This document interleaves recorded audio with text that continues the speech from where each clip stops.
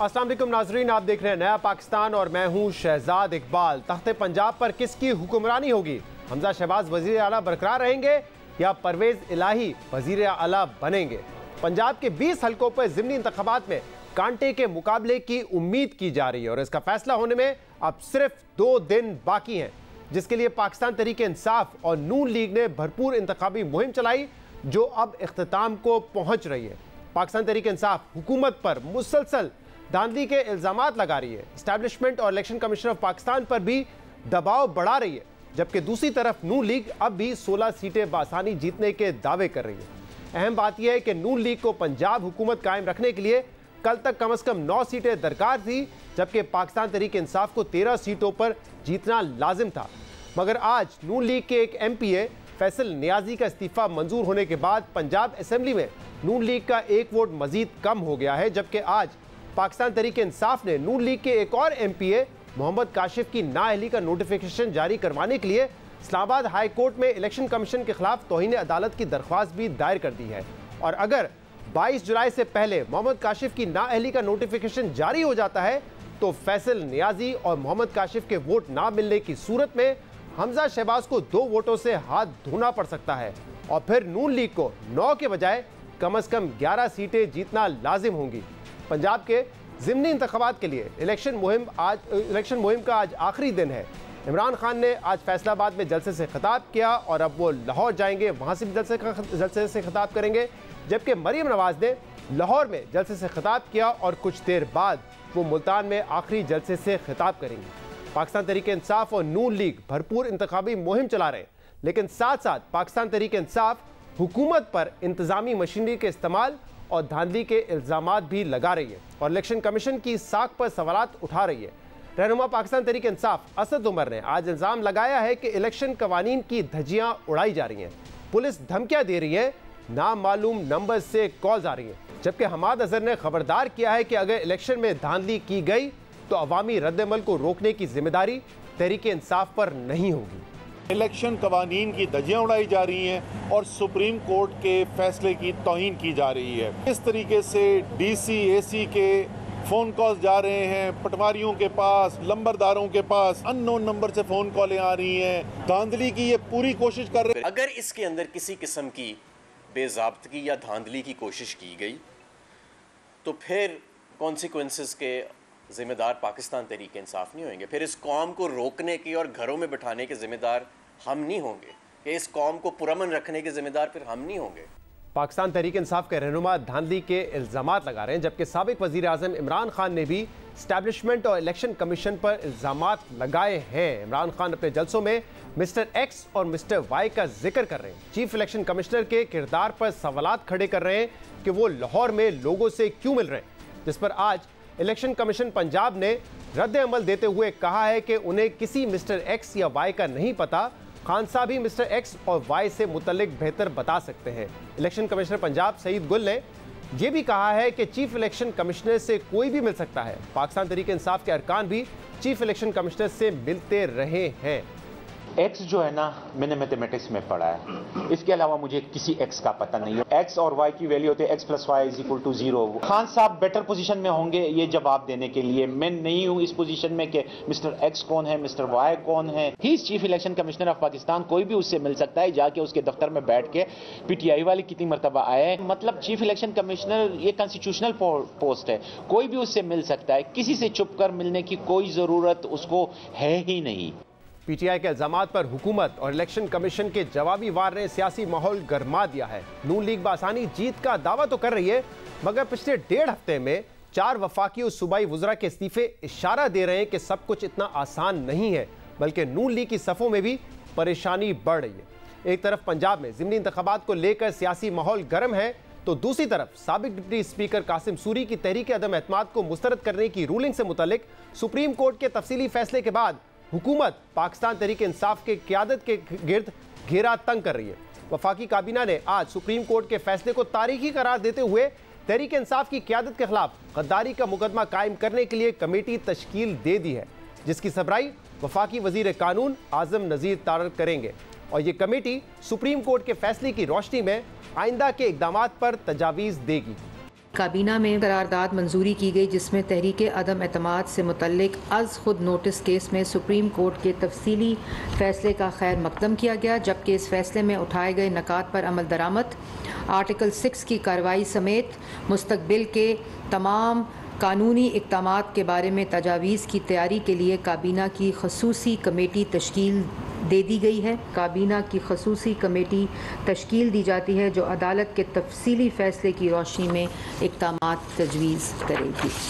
अहम बात यह है कि सुप्रीम कोर्ट ने 2 रोज़ पहले तफसीली फैसले में साबिक डिप्टी स्पीकर कासिम सूरी की जानिब से तहरीक अदम एतमाद को मुस्तरद करने, वज़ीर आज़म की जानिब से असेंबली को तहलील करने की सिफारिश और सदर मुमलिकत की जानिब से असेंबली तहलील करने के इक़दाम को गैर आइनी करार दिया था। इसके अलावा सुप्रीम कोर्ट ने पाकिस्तान तहरीक इंसाफ की साजिशी बयानिए पर सवालात उठाते हुए ये भी लिखा था कि साबिक हुकूमत ने ना साजिश के सबूत दिए, ना किसी के नाम लिए और ना ही खुद मुबैना साजिश की तहकीकात करवाई। सुप्रीम कोर्ट के इस फैसले पर पाकिस्तान तहरीक इंसाफ ने शदीद तनकीद की है। साबिक वज़ीर आज़म इमरान खान ने कहा कि सुप्रीम कोर्ट का फैसला सुनकर बड़ी तकलीफ हुई, जबकि साबिक वफाकी वज़ीर इत्तलात फवाद चौधरी ने फैसले को तजादात का मजमुआ करार दिया। मुझे बड़ी तकलीफ हुई सुन के सुप्रीम कोर्ट ने कहा कि तफ्तीश नहीं की गई। इस मुरासले को लेके मैंने कैबिनेट में रखा, मैंने नेशनल सिक्योरिटी काउंसिल के सामने रखा, पार्लियामेंट के सामने रखा। प्रेसिडेंट ऑफ पाकिस्तान ने वो मुरासला चीफ जस्टिस को भिजवाया कि इंक्वायरी हो। इससे ज्यादा मैं क्या कर सकता था? सुप्रीम कोर्ट का फैसला गलतियों से इबारत है।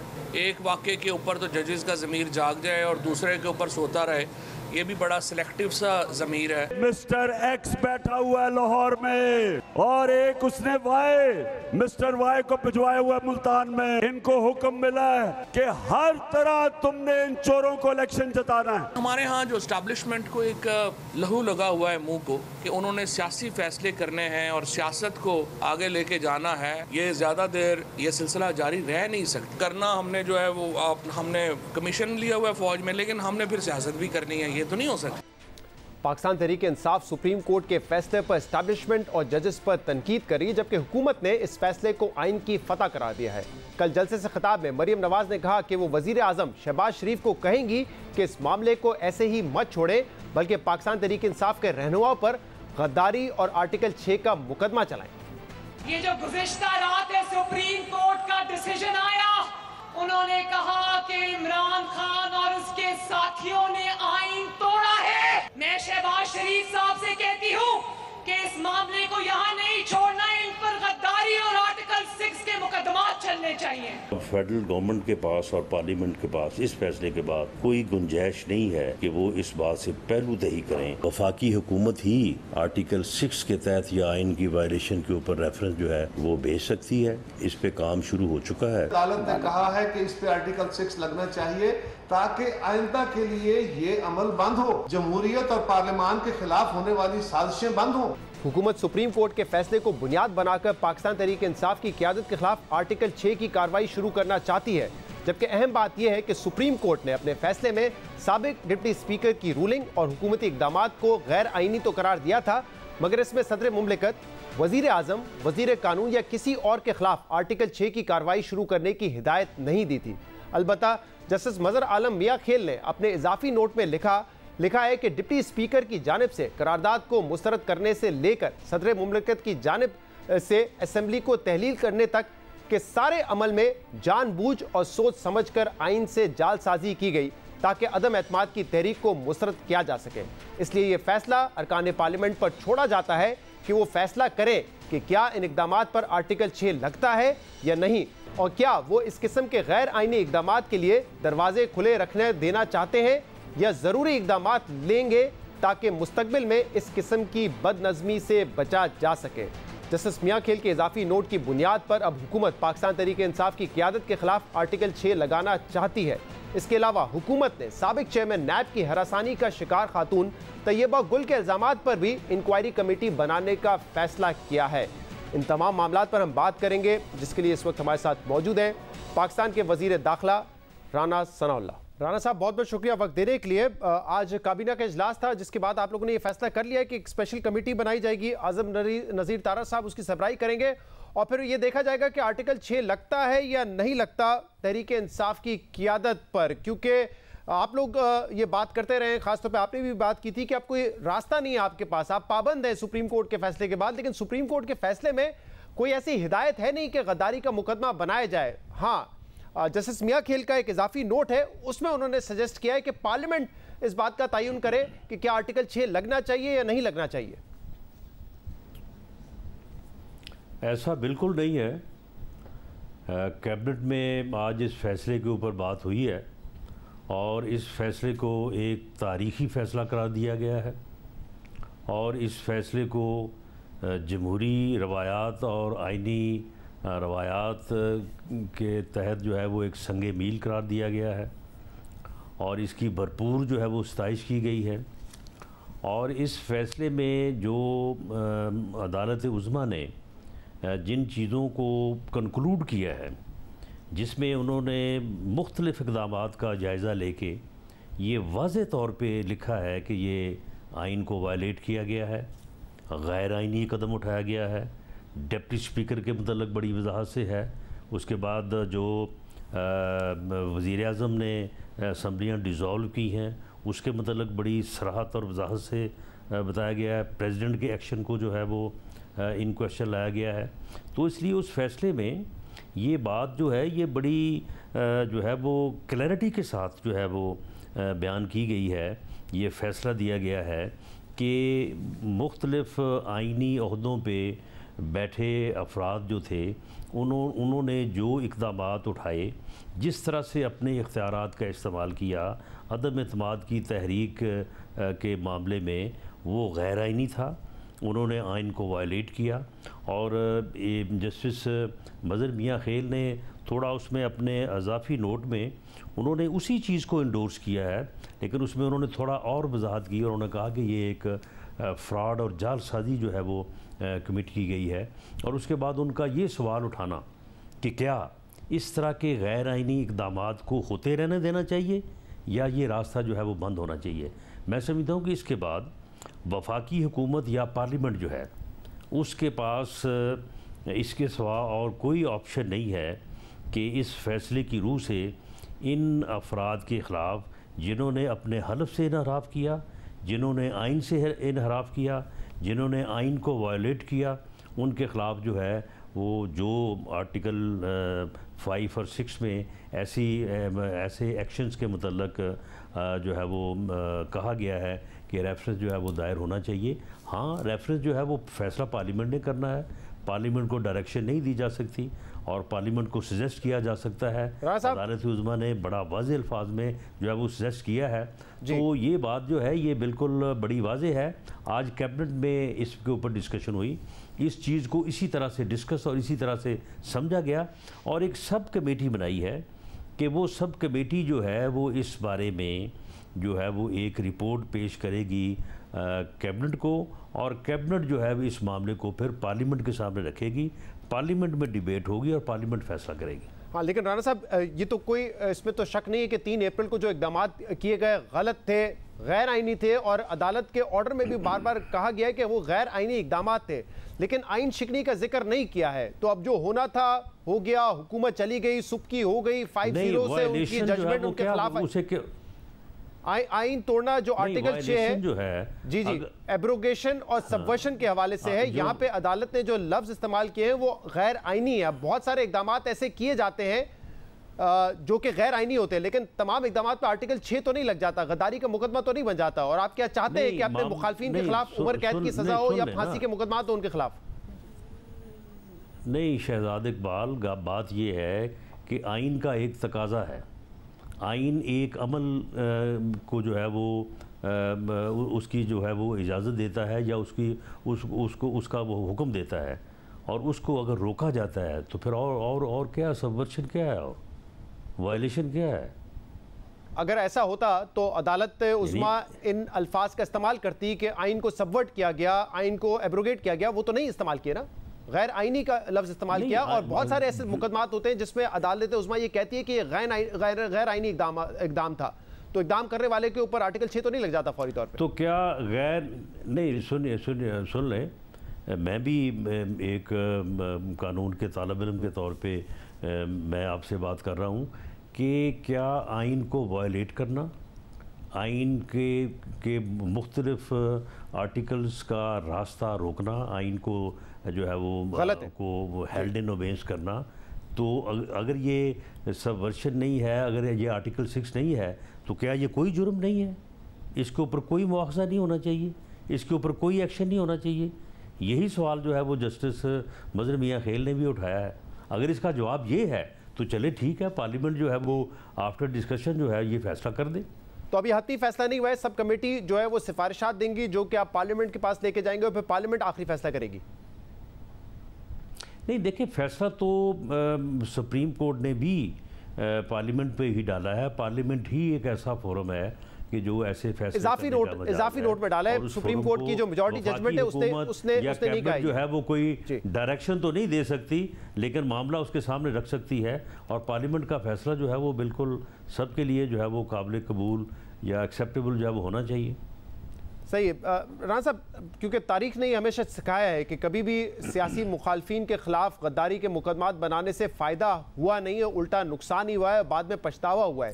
इसी हवाले से एक क्लिप भी है, फवाद चौधरी साहब ने आपके हवाले से कुछ कहा है। मैं चाहूँगा कि तारीख ने नहीं सुन लें शहजाद इकबाल, तारीख ने सियासी मुखालफिन के खिलाफ जो है वो ऐसे इकदामात का कोई फ़ायदा नहीं होता, नुकसान होता है, ये सिखाया है।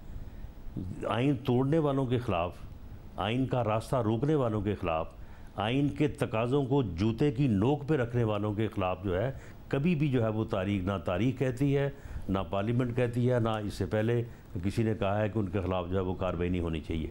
आप मुझे बताएं कि अदम एतमाद की तहरीक के दौरान जो वाक़यात हुए हैं, इन्होंने किसी रूल, किसी आइनी तकाज़े को इन्होंने जो है वो ख़ातिर में लाए हैं?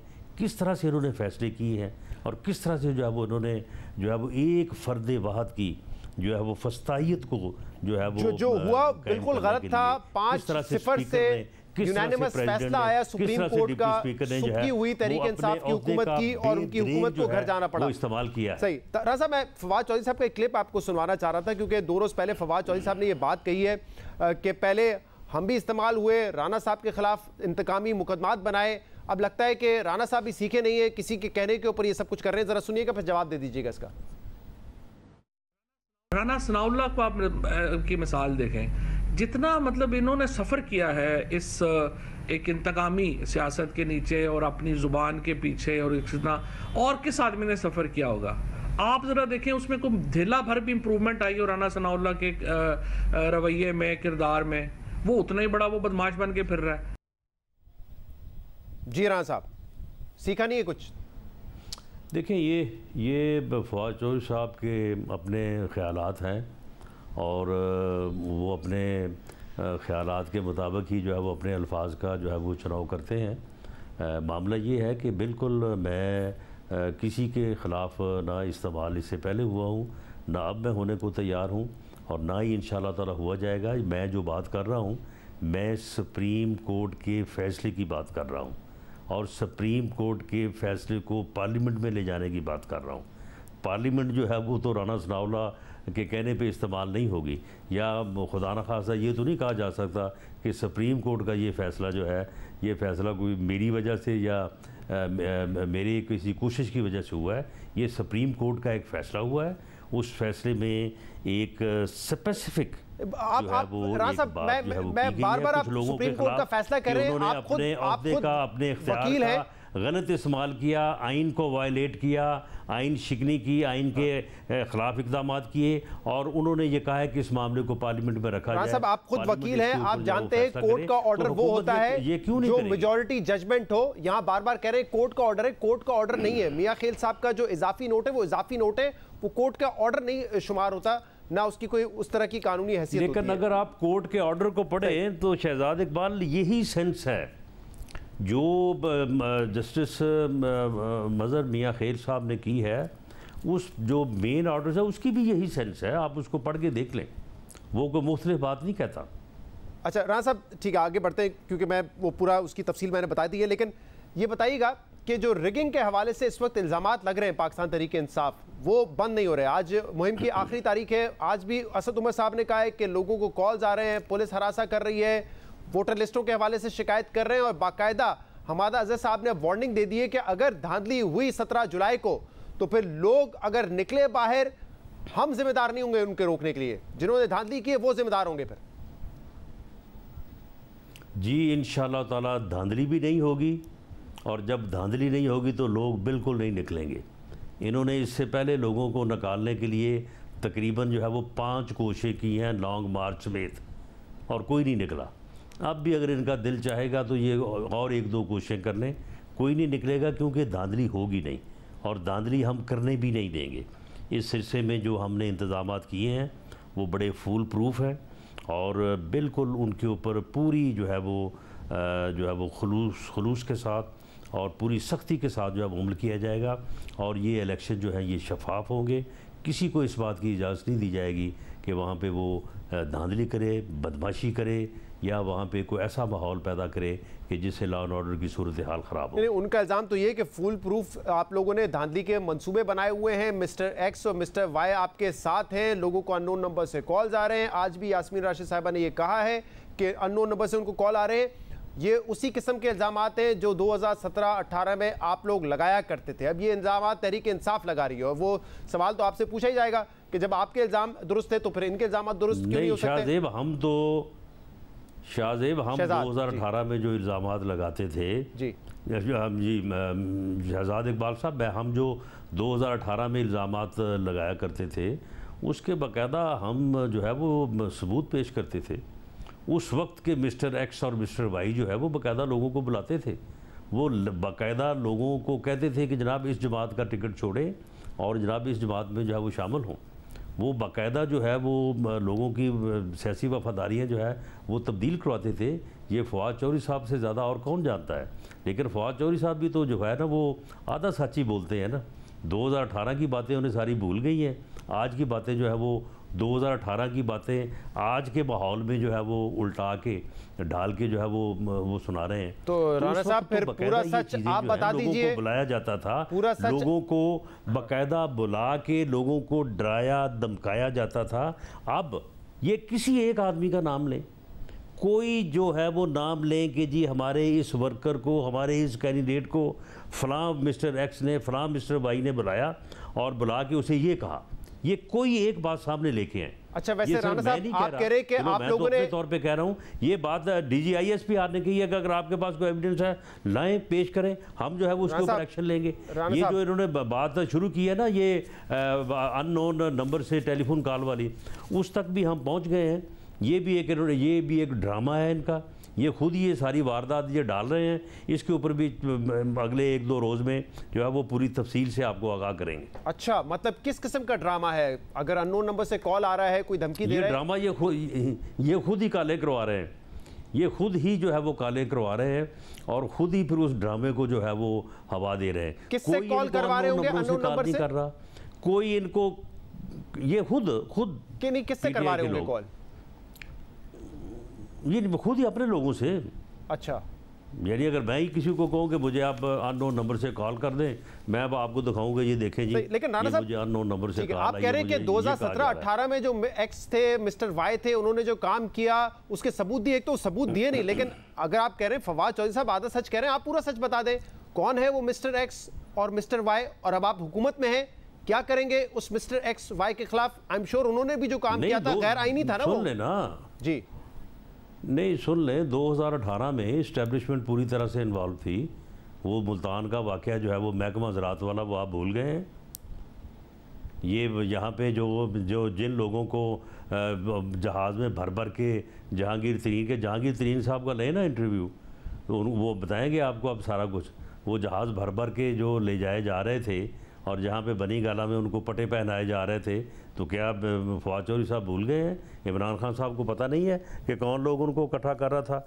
उससे पहले जो टिकटों की तकसीम है वो किस तरह से हुई, कि कहाँ से रिकमेंडेशन आई। तो राणा साहब एक सेकंड बिल्कुल।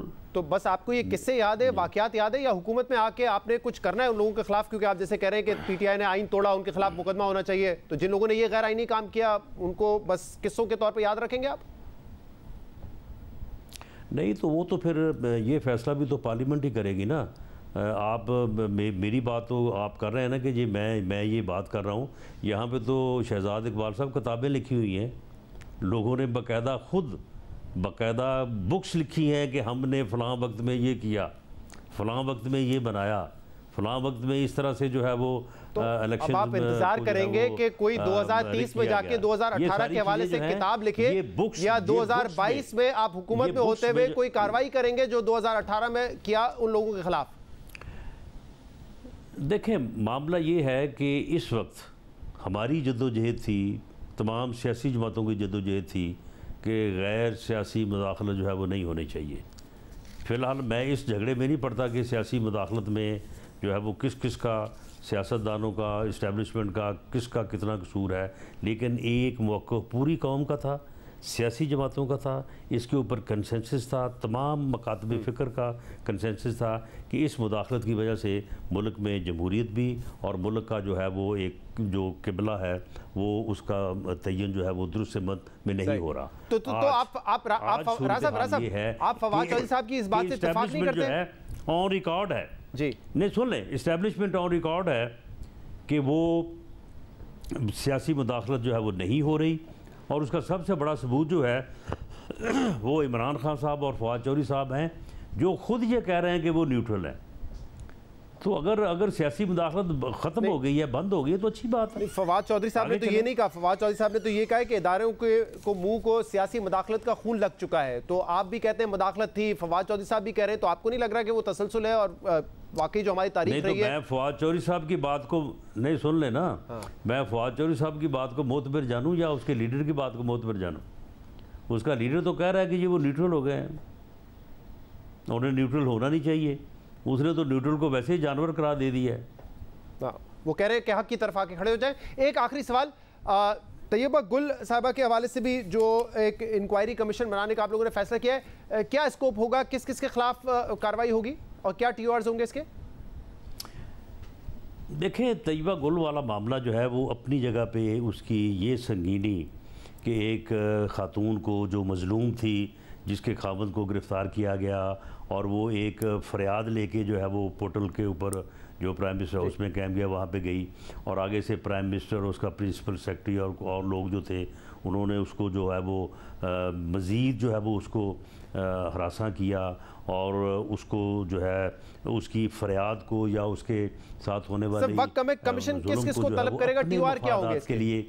जी सुन लें, मफादात के लिए उन्होंने जो है वो उसको इस्तेमाल किया, ये अपनी जगह पे है, लेकिन इस अमल से उन्होंने पूरे मुल्क में जारी अकाउंटेबिलिटी का जो प्रोसेस था उसको उन्होंने जो है वो मिसयूज़ किया, अपने मुखालफिन के ख़िलाफ़ झूठे मुकदमात बनाए, जो चेयरमैन नैब था उसको कंप्रोमाइज़ किया, उसको ब्लैकमेल किया, ब्लैकमेल करके अपने मुकदमात ख़त्म करवाए, गैर कानूनी अमल किया, एक इंतकाम का जो है वो बुनियाद रखी, अपने मुखालफिन से इंतकाम लिया।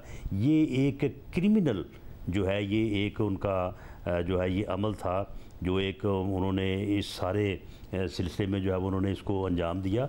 तो ये कोई एक सिर्फ़ एक ख़ातून को हरासा करने या एक जो सबसे प्रेस्टीजियस जो है वो प्लेस है, ठीक है, यानी आइनी तौर पे भी कानूनी तौर पे भी, वहाँ पे उसको हब्से बेजा में रखा, तो ये एक बड़ा ही संगीन इल्ज़ाम है। तो इसके ऊपर इंक्वायरी कमीशन जो है वो बनाने की इजाज़त या हुक्म दिया है, पार्लियामेंट ने मंजूरी दी है, तो वो कमीशन ऑफ इंक्वायरी बनेगा और इस पूरे मामले को जो है वो इन्वेस्टिगेट इंक्वायर करेगा। जो लोग पाकिस्तान के वज़ीर दाखिला हमारे साथ मौजूद थे। प्रोग्राम में शामिल करेंगे एक ब्रेक, इसके बाद कानूनी माहिरीन से ज़रा पूछेंगे कि क्या गद्दारी का मुकदमा पाकिस्तान तहरीक इंसाफ की क़यादत के खिलाफ बन भी सकता है या नहीं, इस पर बात होगी एक ब्रेक के बाद।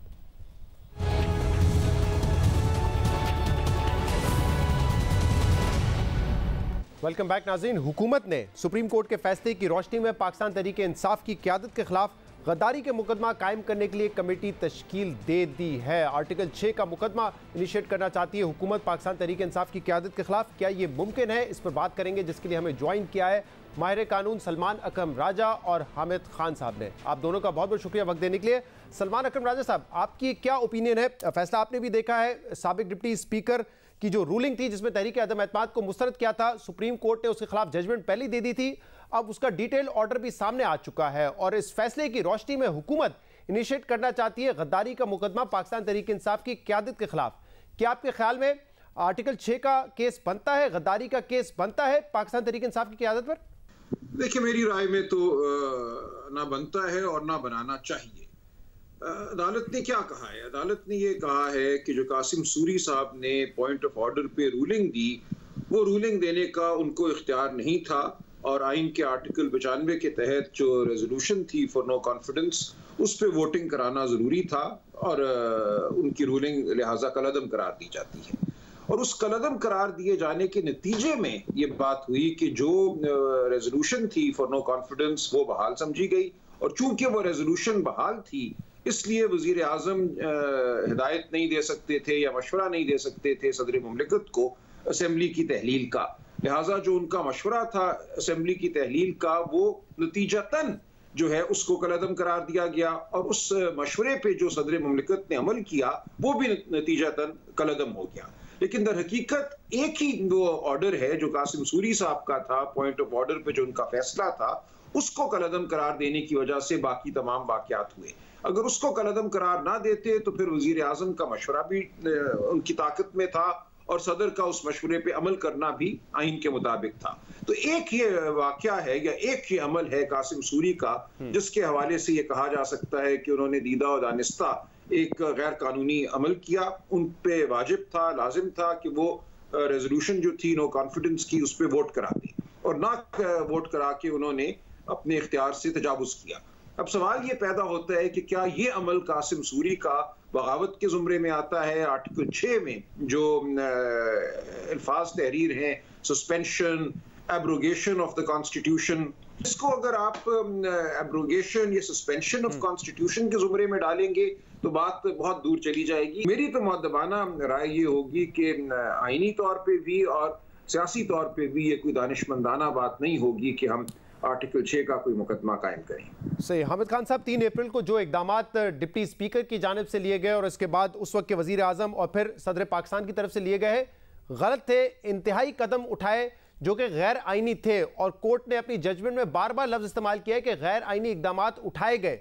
लेकिन कुछ लोग कह रहे हैं कि यह आइन शिकनी भी है और इसलिए आर्टिकल 6 का मुकदमा बनता है। आप इसको कैसे देखते हैं? क्या डिस्टिंक्शन है इस बात में कि गैर आइनी इकदाम क्या है और उसकी क्या सजा है और आइन तोड़ना या आइन शिकनी क्या है और उसकी क्या सजा है?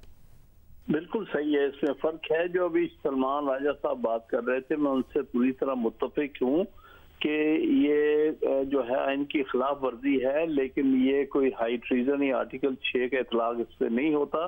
जो सुप्रीम कोर्ट ने जजमेंट दी है उसमें भी उन्होंने ये नहीं कहा, सिर्फ एक जज की 5 में से ये राय है, वो ऑर्डर ऑफ द कोर्ट नहीं है। ऑर्डर ऑफ द कोर्ट में ऐसी कोई बात नहीं कही कि ये आर्टिकल 6 के जुमरे में आता है और ये कि इस पे हाई ट्रीजन का मुकदमा चलना चाहिए आर्टिकल 6 के तहत, ऐसी कोई बात नहीं है। मैं समझता हूँ इस फैसले की मिस इंटरप्रिटेशन होगी अगर वो ये कहेंगे कि सुप्रीम कोर्ट ने ये कह दिया है, डायरेक्शन दे दी है कि आप जो है गद्दारी का मुकदमा बनाएं। क्या वैसे हुकूमत अगर कोई आर्टिकल 6 का मुकदमा बनाना चाहती है तहरीक इंसाफ के रहनुमाओं के खिलाफ, तो क्या कोई कोर्ट ऑर्डर की कोर्ट ऑर्डर की जरूरत है या उसके बगैर भी इनिशिएट कर सकती है हुकूमत? कर सकती है वो, उसके लिए जरूरी नहीं है कि अदालत से ही कोई डायरेक्शन ली जाए। वो फेडरल गवर्नमेंट का है, उनका अपना इख्तियार है कि वो स्पेशल कोर्ट कॉन्स्टिट्यूट करे।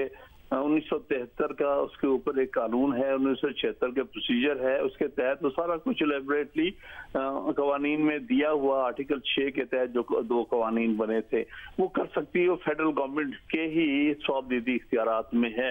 ये अलग बात है कि इस पर 2 ओपिनियंस हो सकती हैं और हमारी ओपिनियन ये है कि अगर वो ऐसा करेंगे तो वो इस फैसले की भी खिलाफ वर्जी करेंगे और उसके अलावा हम समझते हैं कि ये हाई ट्रीजन का केस नहीं बनता। ठीक है सलमान साहब, एक और बात कल फवाद चौधरी साहब ने कही, उन्होंने कहा कि जब इलेक्शन होंगे तो पाकिस्तान तहरीक इंसाफ 2/3 अक्सरियत लेकर आएगी और फिर पार्लियामेंट इस जजमेंट को क्वैश कर देगी। क्या ये मुमकिन है कानूनी और आईनी तौर पे? क्या कोई नजीर इसकी मिलती है कि एक जजमेंट सुप्रीम कोर्ट की है, सुप्रीम कोर्ट की जजमेंट है और उसको पार्लियामेंट क्वैश कर दे मेजॉरिटी से? जो मामला है पार्लियामेंट के जरिए किसी जजमेंट को क्वैश करने का, ये इतना सादा मामला नहीं है जैसे फवाद चौधरी साहब ने कहा। देखिए, एक मामला होता है, एक हमारे यहाँ इस्तिलाह है, उसे हम कहते हैं लेजिस्लेटिव जजमेंट, यानी कि पार्लियामेंट जो है वो कोई अदालत नहीं है कि वो फैसले दे कि इस शख्स ने जुर्म किया या इस शख्स ने जुर्म नहीं किया, ये बात आइन के मुताबिक है या आइन के मुताबिक नहीं है। पार्लियामेंट ये जरूर कर सकती है कि आइन या कानून में तरमीम कर दे और उस तरमीम को माजी से मौसर कर दे, जिसको हम कहते हैं रेट्रोस्पेक्टिव इफेक्ट दे दे। यानी कि एक फैसला अगर किसी कानून की शक पर मबनी है तो आप उस शक को ही तब्दील कर दें या हटा दें और ये कहें कि ये शक तसव्वुर किया जाएगा कि माजी में भी नहीं थी, जब फैसला दिया गया या जब वो मामला हुआ जिसके हवाले से अदालत ने फैसला दिया, उस वक्त इस शक को नापैद समझा जाएगा। ये वाहिद सूरत है जिसमें आप एक फैसले को कलअदम करार दे सकती हैं या उसको खत्म कर सकते हैं, उसके असर को। ये नहीं हो सकता कि पार्लियामेंट बैठ के कहे कि सुप्रीम कोर्ट का फला फैसला हमारी नजर में गलत है, ये फैसला यूं होना चाहिए था और हम ये कानून पास कर रहे हैं। ऐसा हरगिज नहीं हो सकता। बहुत बहुत शुक्रिया। सलमान अकबर राजा साहब और हामिद खान साहब हमारे साथ मौजूद थे। नाज़रीन, आज के प्रोग्राम में इतना ही। शो से इजाजत दीजिए। अल्लाह हाफिज।